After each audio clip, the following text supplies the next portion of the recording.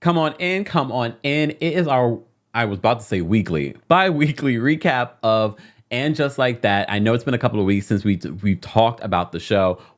Caught up on the show like 4 episodes a couple of weeks ago. And last week I had all intentions to do a recap of And Just Like That episode 7.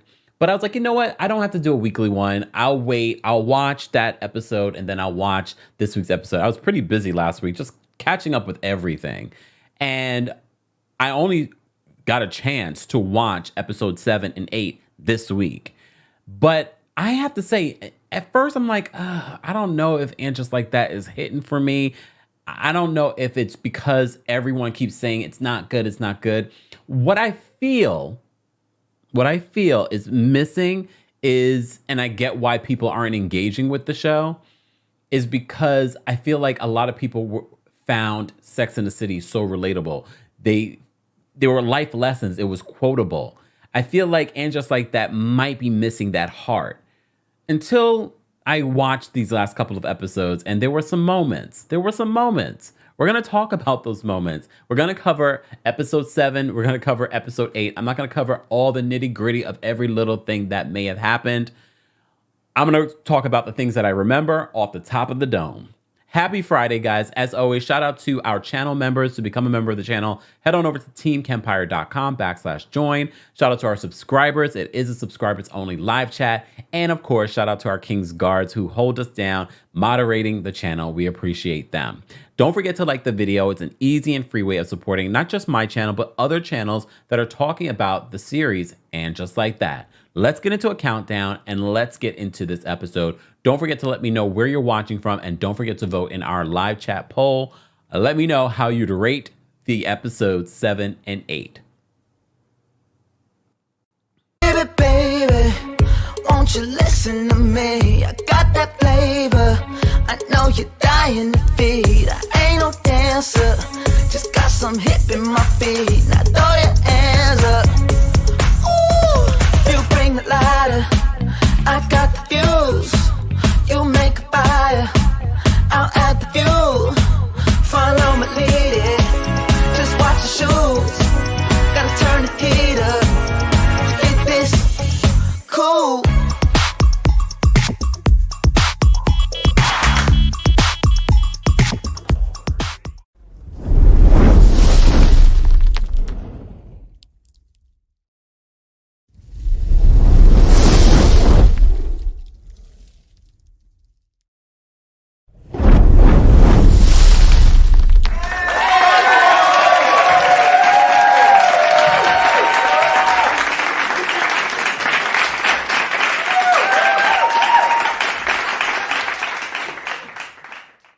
Welcome back to the Kempire channel, your #1 source for pop culture news and music, entertainment, reality TV, and so much more. As always, don't forget to like this video, subscribe to the channel because it is subscribers only live chat. And of course, don't forget to turn on your notifications so you never miss out on breaking news when we go live or when we upload. So I just remembered right before we started, one of the elements that I forgot to mention in our catch up of the last 4 episodes when I was on vacation of And Just Like That. I forgot to mention that they had Charlotte go in a polar vortex blizzard to go get condoms for Lily. And I said to myself, would Charlotte really do something like that? Maybe. Look, maybe. But the audacity, that's all just like, really? Lily, you're grown enough to say that you want to have sex, but you're not grown enough to have condoms. Girl, you fix your face to pick up the phone and call me to tell me to bring you condoms. I would have literally showed up. But I wouldn't have showed up with condoms. I would have showed up and pulled you by your ear and said, let's go home. You think you so damn grown. That might see, that's the black mama probably. That's how we were raised, right? Like, you grown enough to say that you want to have sex, and you fixed your face to tell me I'm ready to have sex. And then you fix your face and say it's, even though it's a blizzard, you wouldn't even left my house and it was a polar vortex. Okay? You wouldn't have left my house within that polar vortex. But okay, you left the house already. And then you have the audacity And I get what they were trying to do in that moment. She's being a cool mom, blah, blah, blah, blah. You know, make sure that you are satisfied as well. That's the bigger story of what they're trying to say. No, make sure that if you are grown enough to say that you are ready to have sex, that you're grown enough to make sure that you have the condoms too. I almost forgot about that. And it's been 2 weeks. Look at my elephant brain working. Lily, these people are not real. I know that. I'm playing. I think. I just remembered that. From episode 6, the bomb cyclone. Episode 7. Okay. February 14th, Valentine's Day. This is the episode where Aidan makes his return. It shouldn't be that. It should be more like love burns. Da, da, da, da, da. Here's the thing. In this episode, now we're exploring the world of Miranda being a lesbian. And I know what some of you straight people are thinking. You're probably thinking, well, if she was with Che and Che is non-binary, does that make her a lesbian? Don't ask me. I don't know. Look, I don't know. How you doing? I don't know. But I did find it interesting that now that, you know, she's been with Che and now she's trying to figure out where she fits in the LGBTQIA community. I kind of wish, and look, this is just my wish. These are the creators of the show. They are the writers. But I kind of wish she went back to men. What? I kind of wish she went back to men. Because we all know, and shout out to the lesbians, you all know that one woman that gets turned out by one of y'all studs. And all of a sudden, now they're like, after that relationship falls apart, they're no longer together. Now they're back to men. And it was just a hot moment. I kind of wish it was that, but I get why they're not going to go in that direction with Miranda. But Miranda, first of all, I keep telling you guys, I know a lot of you do not like Naya's character, Miranda's good girlfriend in this season, in this show. I know you guys don't like her personal story isn't great. They need to work on it. If you're going to bring Naya back next season, and I want you to, you got to work on her own personal story. It's not engaging. It's not interesting. But I said this last time. I feel like they have so many people that they're trying to build on that it's hard to satisfy everyone's feelings. That's why some people feel like they're boring. During the last catch-up, I don't remember if I even said this, but I felt like they were still using Mario and Mario, the gay guy, as an accessory. And that was one of the criticisms of the old series, that they were treating gay people as accessories until these last couple of episodes. Now we're getting a Mario storyline. So I think because there's so much to unpack, there's so much going on, there's so many characters that it's hard. It's hard. But a lot of you said that you do love LTW and her husband. That's fine. Please understand, guys, you can have your opinion and I can have mine. I'm not going to change my opinion because you don't have the same opinion. I appreciate and respect your opinion, but please respect mine. You guys do. You guys weren't disrespecting my opinion in the chat or in the comments. You were saying, well, I like LTW. Honestly, these last couple of episodes of LTW, I enjoyed LTW. And let's be honest, LTW is the fashionista. Come on. LTW is the one bringing the fashion. Last season and this season. Remember that Met Gala episode when she was crossing the street in that outfit? This last couple of episodes, like the looks that they're giving Nicole R.E. Parker, fabulous, amazing. And I think I preferred seeing her be more of a mom in these last couple of episodes. Because look, that little girl, they had nerve, another one. They had nerve. Never mind going in our bedroom because she was worried about her kid having sex with that girl. Never mind that. You're in my closet trying on my bag. But you know, moms, black moms, it's a whole thing that's happening in that moment between LTW's character and her kid, and literally in that funny moment when she catches them in her closet. Never mind why you're in the bedroom. You skipped the bed and now you're in my closet, girl. And I get why she doesn't like her. I get why she doesn't like her. But rewinding back, okay. How did I get all the way to LTW? Because I was talking about Naya and I was talking about Miranda's friendship. So Miranda is now exploring this whole world of, am I a lesbian? What am I? So she sees this woman reciting or reading from a Jane Austen book, and she's mesmerized. And this comes with dating. I'm sure you guys have gone on some terrible dates as well. And first of all, Miranda, going to someone's place as a first date, I wouldn't suggest it. I'm not saying that I haven't done it. Have I? On a first date? I don't think I've ever done that. But I don't suggest that either, especially because unless it's going to just be a hookup and that is clear, then let that be clear. But I love the fact they went to this woman's home and I was like, that is the real New York. Even if you have a little money, that is how people are living, in a closet with cat litter. Oh God. That's how people in Manhattan are living. Some of them, some people. Okay. I kind of liked it. I was just like, yes. Yeah, I like seeing this. But as I said before, this episode 7, was all about Aidan returning. And at one point, Carrie believes that Aidan has stood her up because she's like, where are you? This literally happened to me when I was in London. I was meeting up with some friends and I was in the totally wrong restaurant that was right next door because the doors were so like, you could literally just walk in the wrong door. So I was just like, oh yeah, that happened to me recently. So no, Aidan didn't stand her up. And look, here's my criticism, but I can't, it's not really a criticism because anyone that's watching and just like that probably watched Sex in the City, watched it multiple times. I highly doubt there's probably a small percentage of people that are watching and just like that and never watched Sex in the City. But watching these two come together, it felt so, I didn't love Aidan for Carrie. I never did. I didn't love to hear that he was coming back. I was like, oh, here we go.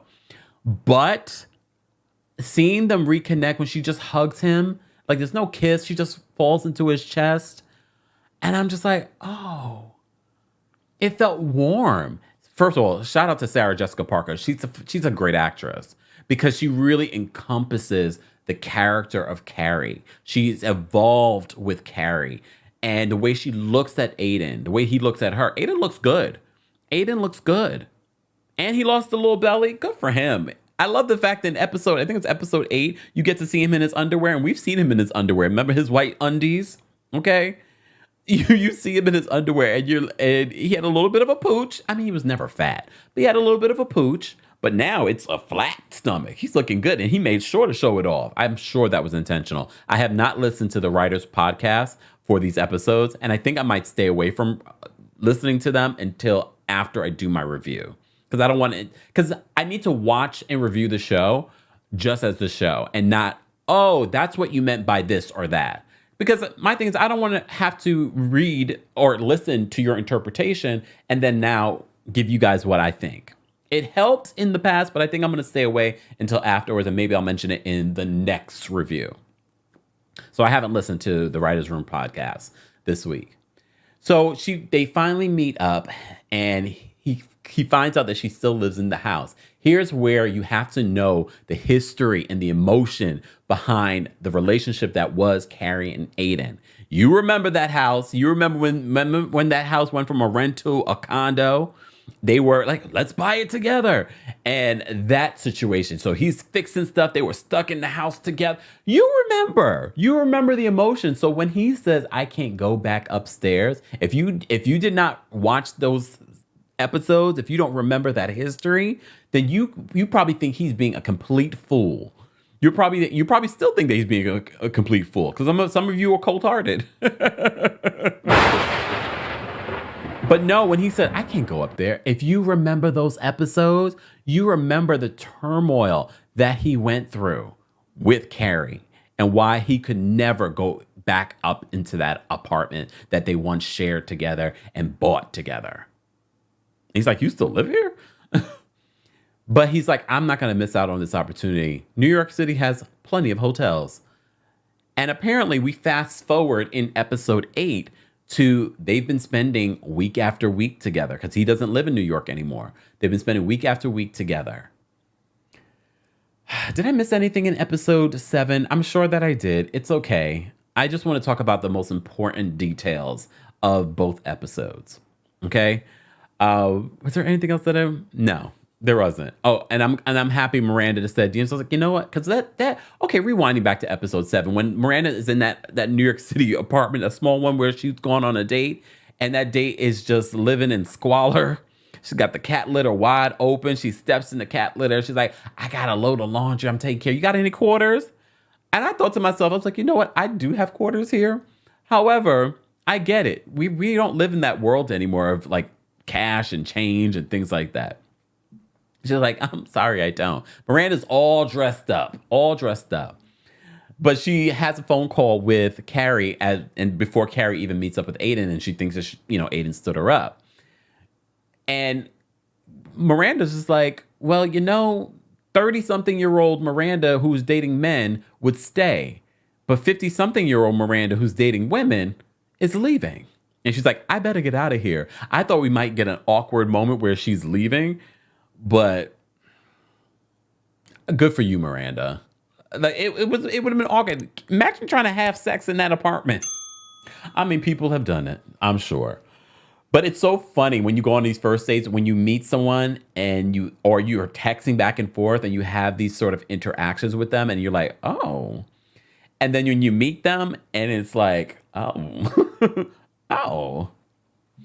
So anyways, back to episode 8. So we're talking about episode 7 and 8 in this recap. For those that are just joining us, don't forget to like the video. It's an easy and free way of supporting the channel. If you're watching on YouTube, don't forget to let us know how you would rate these both episodes 7 and 8.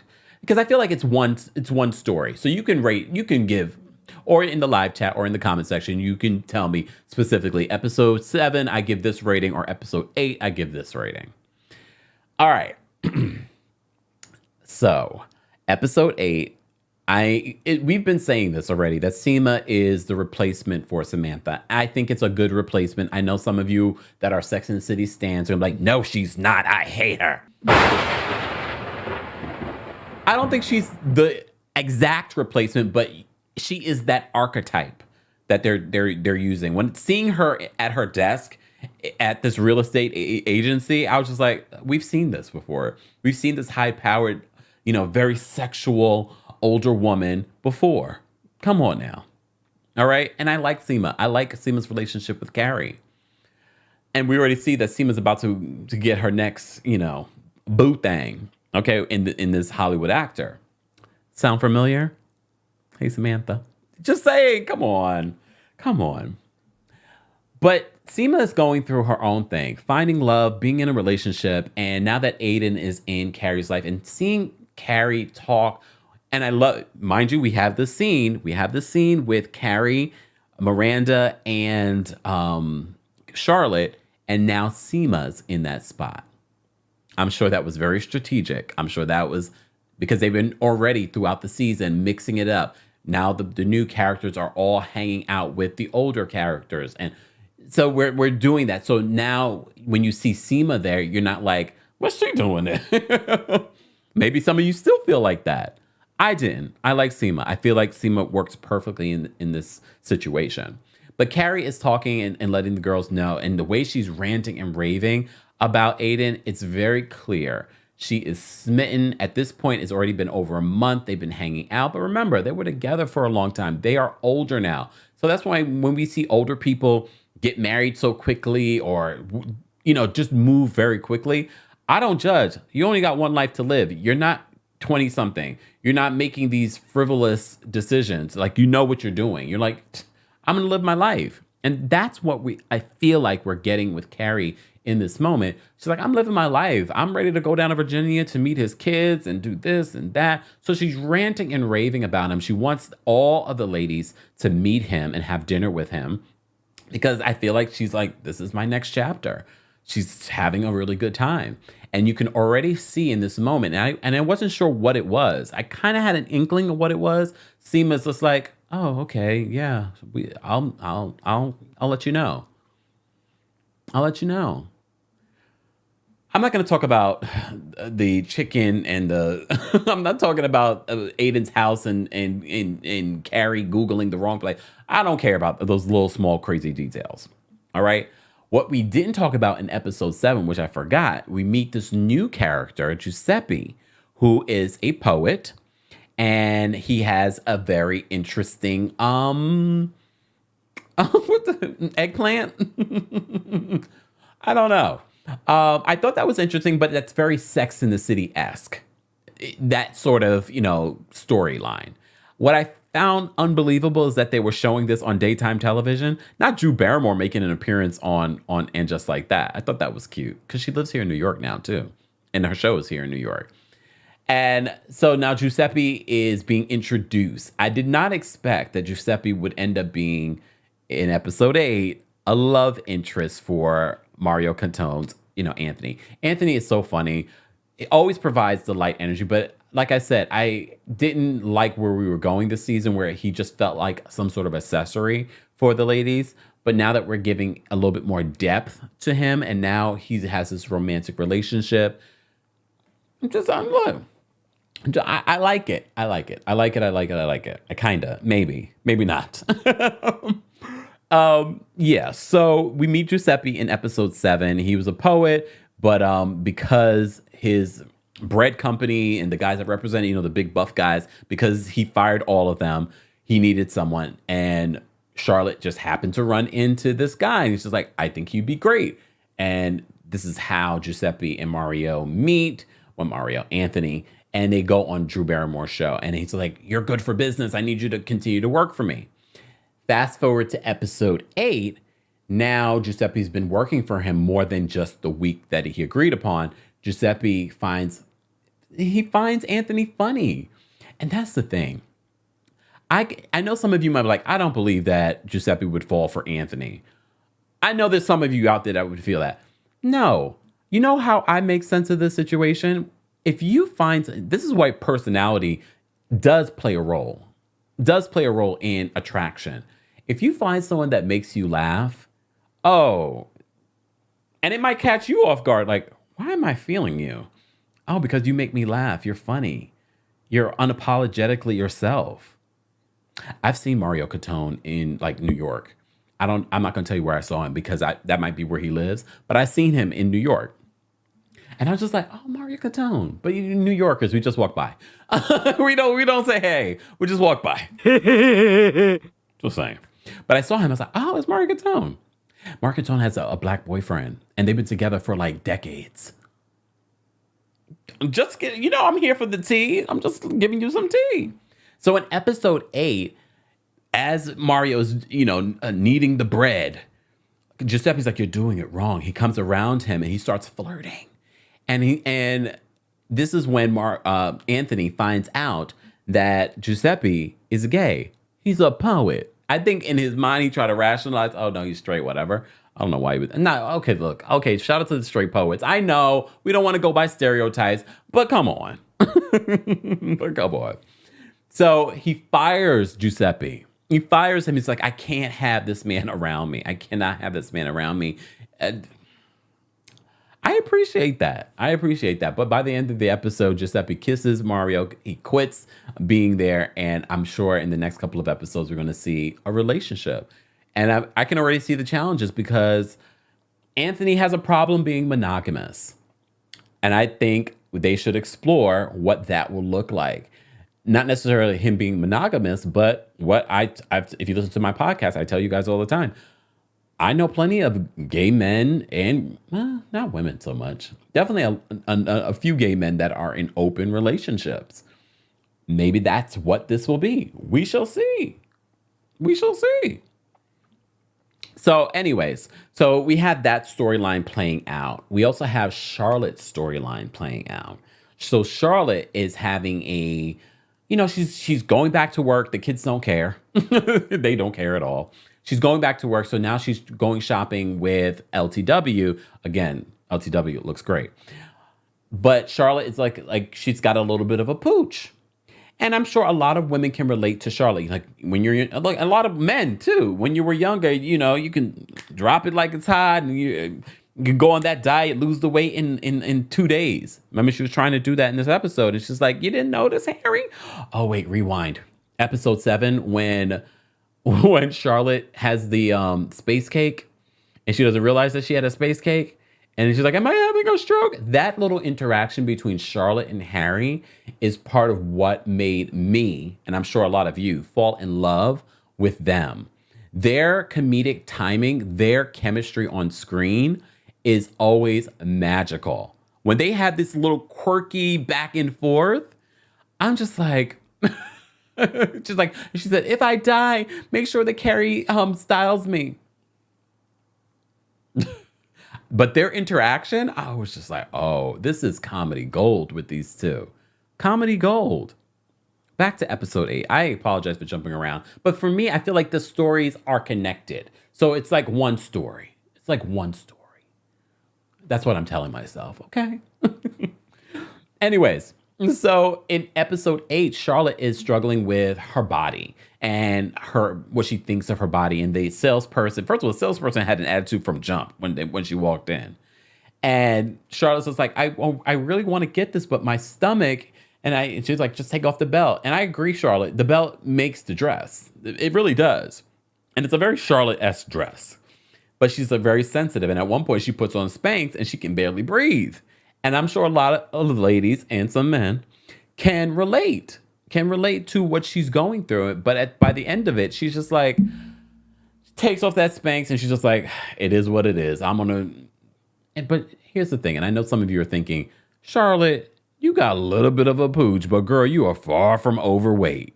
Some of us out here with 40 extra pounds, you talking about a couple extra. I mean, it might be a little bit more than extra. But I think it was necessary. She's going back into the work field. She never really had to even think about these things because she was working from home. She was a mom. She's also older. She's just like, oh. And then now she's a little bit more self-conscious going back into the work field. Speaking of going back into the work field, Miranda's storyline this episode, I haven't forgotten about Che. I have a lot of things to say about Che. And I'm sure that you guys do too. How are you feeling about Che? We'll get back to it. Okay. But Miranda is interning, and now she's having a difficult time with the other interns because as she comes in as someone that comes from the corporate world, she went to Harvard, and her boss is giving her all the responsibilities that she refuses to give to the younger interns. So now that's causing a rift between Miranda and these other interns. Honestly, I kind of like this story that's playing out with them because I didn't expect it. I was just like, I kind of prefer seeing this than Miranda chasing after Che. So Che's having money issues. So Che is Airbnb. I don't know if you can even do that anymore here in New York. I know certain places you just can't do it. I don't know. So apparently the management company doesn't like it either. But Che has been Airbnb out this place. Carrie comes to her to Airbnb out the place to her because they're tired of her and Aidan doing hotels and things like that. And Aidan's not going back to her place. So they agree to rent from Che. And when they're not there, Che can just go back and live there. Che is having money issues because their pilot was not picked up. All right. So Che goes back to the veterinary office that they had worked before. Okay. I have to tell you something. And it only took these last 2 episodes, but I never was a Che hater. A lot of y'all were hating on Che for a while, but I understood because of how Che came across. Are you guys feeling differently about Che? I am. But I liked Che before, but I like Che even more now because I feel like seeing Che just be regular instead of a comedian, but funny in real life and just working. I like this. And I like that Che is now back hanging out with Carrie and not seeing this sort of relationship with Miranda. It will be interesting because now that, Che's still in this orbit, how it will be with Miranda. Maybe they will find their ways back to each other. Do you even want that? I don't know if I want that. I like Che in the space that Che is in right now. I do. I was watching and I was just like, oh my God, I kind of like feel a warm feeling for Che right now. And like I said before, I wasn't one of the people that hated Che before. Run back the tape. Look. Rewind the tape. I didn't hate Che. There were moments where I was just like, Che. But I felt differently about Che. They're building Che in a different way, and I think that's very intentional. It's working on me. Is it working on you? Is it working on you? Maybe. Okay. I think I've said this before. If you listen to my podcast, Kempire Radio, I've said this on the podcast before, especially in relationships. There's something really endearing about just doing normal things when you're dating someone or in a relationship with someone, like going shopping. You know what I mean? So we get that scene with Aidan and Carrie going just house shopping because Che doesn't have anything in their home. So they go and they're just having this fun banter, and they're both on the same page. Here's the thing, and I know some of you have been in relationships where you think you're on the same page, but you're not.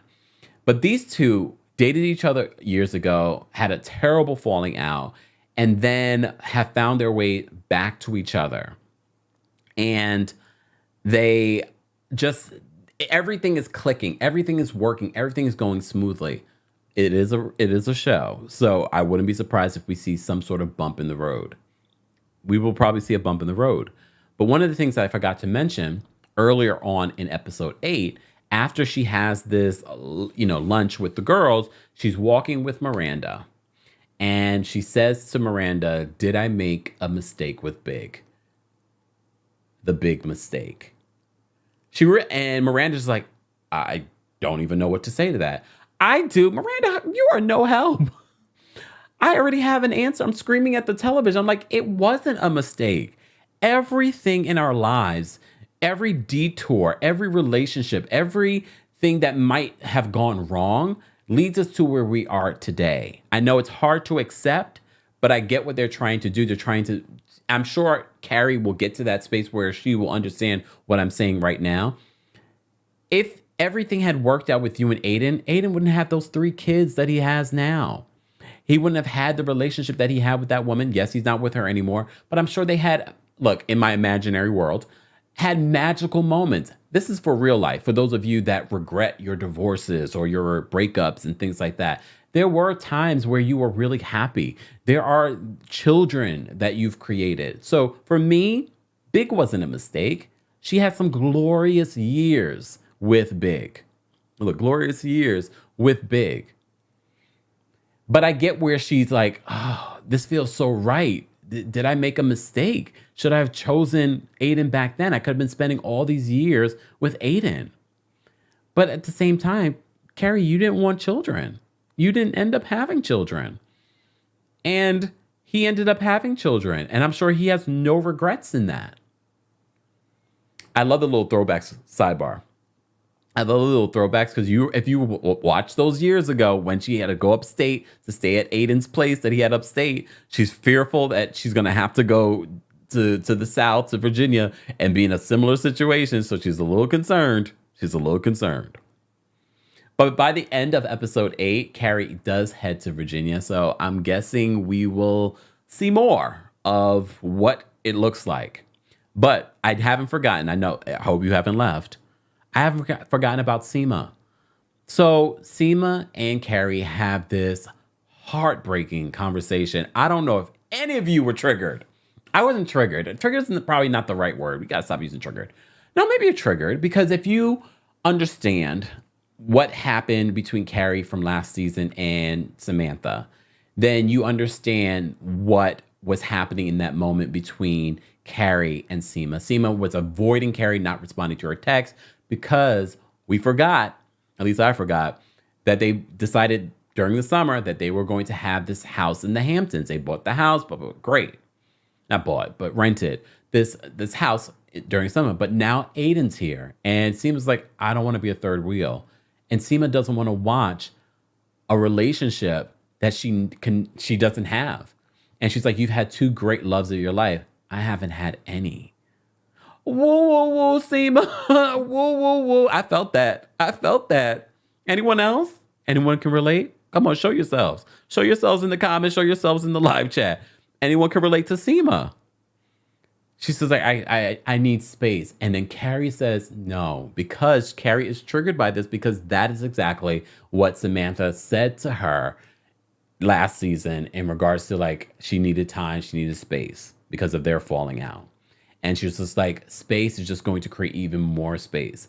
But Seema's just like, no, I need my space. And Seema does end up, by the end of this episode, meeting Aidan and showing up looking fabulous. Seema, my gosh. Okay, Seema's looks too. I said LTW is the most fashionable, but Seema's bringing it too. She shows up in this black glittery situation. I was like, Seema looks amazing. But she shows up and she tells Carrie, thank you for giving me space. She had to figure out in her own head. But Carrie was concerned that would affect their friendship. Affect their friendship. Don't forget, guys, we're supposed to get some sort of scene with Kim Cattrall, Samantha Jones this season. Of course, it will probably be a phone call because she did not film with any of those ladies or with Michael Patrick King on set. Just saying. Allegedly. That's what I heard. So I have to say, these last couple of episodes, good. I think we have 12 episodes this season. I can't recall. I know it's more than 10. So we only have a few more episodes, guys. Let me know if you want me to start doing these episodes weekly, or can I just do it bi-weekly? I feel like I can do it bi-weekly if I have the time. Guys, as always, don't forget to like the video. Don't forget to subscribe. Don't forget to subscribe to the Kempire Radio YouTube channel and subscribe to the Kempire Radio podcast. I will be working on a new episode, I promise. Because I have a few things that I need to talk about. Because this Lizzo situation is getting out of hand. So be sure to check out what you missed yesterday on the channel in regards to Lizzo. We had 2 updates.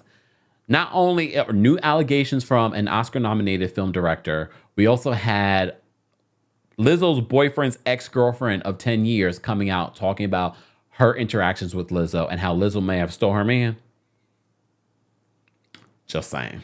So be sure to check out those videos and don't forget to like and share your thoughts in the comment section because it matters. It matters when you guys engage with the content. So if you're part of a replay crew, engage with the content. Let us know your thoughts on the episode. And don't forget to subscribe. And don't forget to check out all the information in the description for how you can follow us on social media, support the channel, all of that. Thank you to our channel members. We appreciate you guys. To become a channel member, head on over to teamkempire.com/join.